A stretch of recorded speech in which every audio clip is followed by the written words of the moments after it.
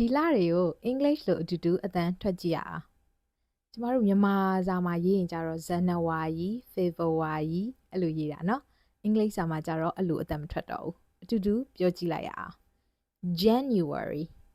လိုက်ပြကြည့်ပါအောင် January February လိုက်ပြကြည့်ပါအောင် February March အဲ့အတန်းထွက်ဖြစ်အောင်ထွက်เนาะ March April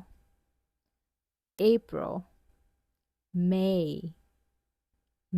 မဟုတ်ဘူးเนาะ A တန်လေးပါရတယ် May June မဟုတ်ဘူးเนาะ June July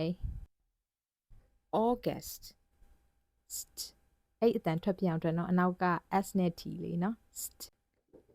August September October ဘာမဟုတ်ဘူးเนาะအနောက်က ER လေးအဲ့အတန်ထွက်ရတယ်เนาะ October November December အဲ့ဒါဆိုရင်နောက်ဆုံးတစ်ခေါက်တူတူပြောကြည့်ကြမယ်เนาะ January